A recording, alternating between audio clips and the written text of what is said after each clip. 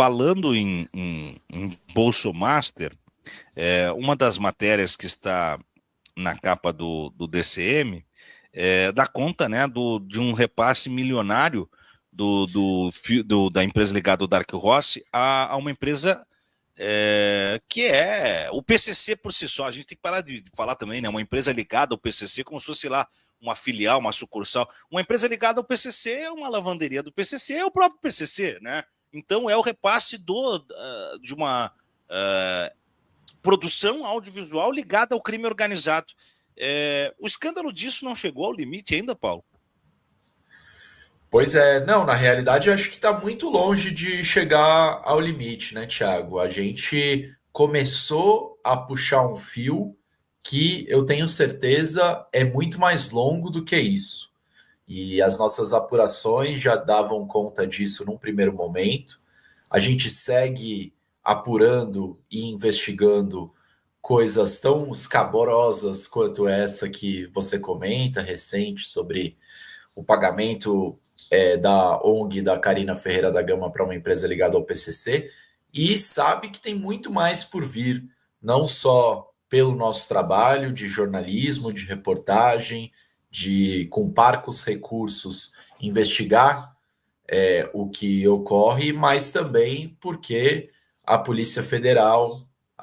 o Ministério Público, a própria Prefeitura de São Paulo, que assinou acordos multimilionários com essa organização ligada à produtora do filme, estão conduzindo investigações e, como eu sempre tento dizer, ainda que agradeça e acolha todo o carinho e a responsabilidade que nos é dada por trazer mais informações, acho que é muito importante a gente também confiar nos órgãos de investigação ligados ao nosso sistema de justiça, porque eles sim têm a possibilidade de quebrar sigilo bancário, de quebrar sigilo telemático, de fazer busca e apreensão, de quebrar a criptografia e apreender celulares ultra protegidos que guardam informações importantes para a República. Então, sem dúvida, a gente está aqui incansável com uma pequena, mas aguerrida equipe de jornalistas tentando olhar para esses novos desdobramentos e elementos que compõem esse caso, mas espera e cobra também para que o nosso sistema de justiça esteja atento aos vários detalhes importantes que compõem o caso Dark Horse, a Vaza Flávio, seja como queiramos titulá-lo. Ô, Paulo, e aí, há mais ou menos uma semana, né, há 8 dias, bem precisamente, nós tivemos a oportunidade de conversar lá na estreia do programa da Evelyn Agostinelli, e você foi entrevistado e eu estive junto, e você falou que vinha mais alguma coisa nos próximos dias, e veio, né, dentro da série,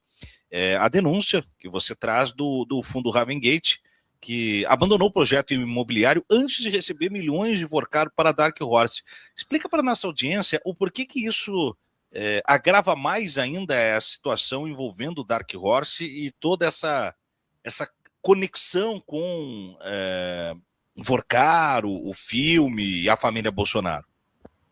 Pois é, Thiago, essa é uma história que a gente publicou na semana passada e ela não é a última, é importante dizer. A gente vai seguir fazendo jornalismo sobre esse caso, como eu vinha comentando.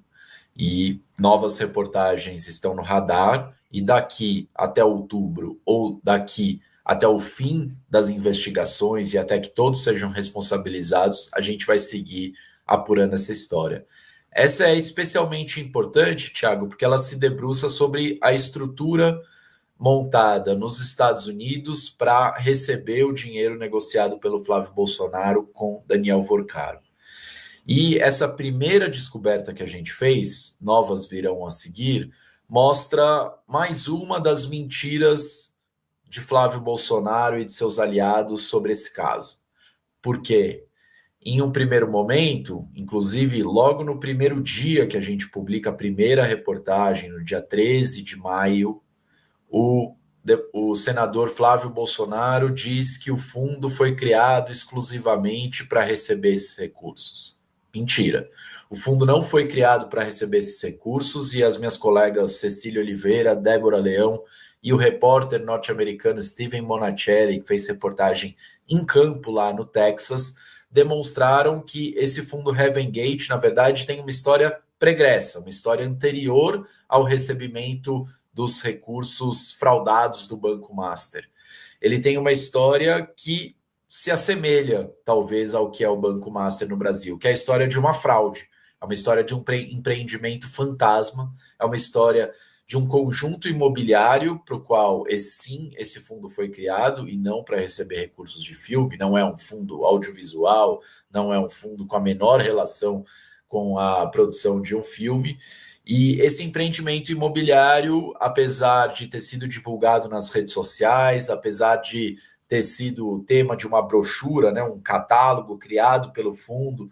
entre 2019 e 2020, esse empreendimento nunca existiu. Ele jamais teve alvará, ele jamais teve qualquer início de protocolo na prefeitura de Melissa, no Texas, onde ele estava alojado, e ele sequer foi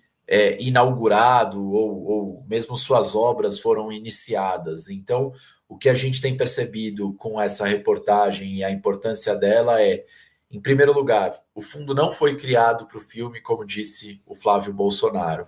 E, em segundo lugar, as histórias que cercam esse fundo são extremamente suspeitas. Na reportagem, a gente também conta que um dos benefícios aos investidores desse fundo, desse empreendimento imobiliário, seria a obtenção de green card, que a gente tem apurado também, que é um benefício absolutamente incongruente, no mínimo, para não dizer ilegal de se oferecer aos compradores de um imóvel nos Estados Unidos, né? Não é assim que funciona a obtenção de autorização para a imigração aos Estados Unidos, mas é isso que o fundo estava oferecendo. Então, em resumo, o que a gente revela com essa reportagem e pretende também revelar com as novas apurações é o descalabro, né? O absurdo que é um fundo que não tem a menor relação com a produção audiovisual e que tem como único ativo, a única atratividade para Daniel Vorcari, o dinheiro do Entre Investimentos, o fato de ter sido um fundo ligado ao deputado federal Eduardo Bolsonaro, né? Os dois controladores desse fundo são ligados a ele. O primeiro é o seu advogado de imigração, Paulo Calixto, nos Estados Unidos, e o segundo, um corretor de imóveis, que pelas mensagens que a gente obteve e publicou, também tem relação próxima com Eduardo Bolsonaro. Então, esse fundo recebeu dinheiro pura e simplesmente por ser um fundo ligado ao filho do ex-presidente Jair Bolsonaro, o que já deveria levantar graves suspeitas, não só dos nossos órgãos de investigação aqui brasileiros, mas também dos órgãos de investigação dos Estados Unidos, não só de investigação criminal, como o FBI e órgãos ligados ao sistema de justiça, mas também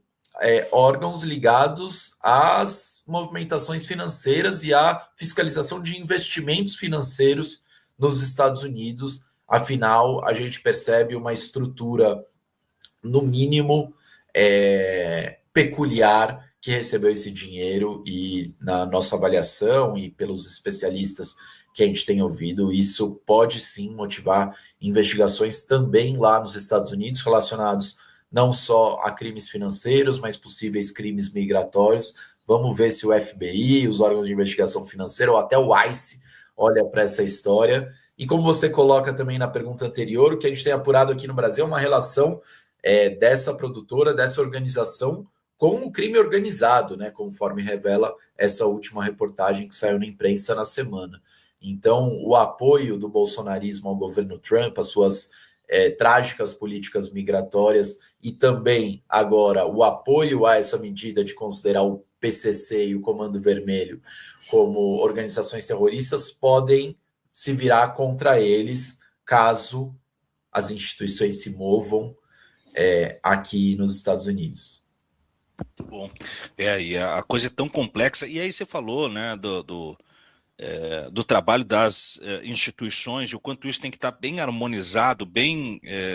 a rigor, feito na qualidade da prestação de serviço para montar o ecossistema de justiça, né, Paulo? A imprensa fazendo o esclarecimento às denúncias, à exposição, o Ministério Público oferecendo as denúncias, né, as cortes julgando, a polícia investigando,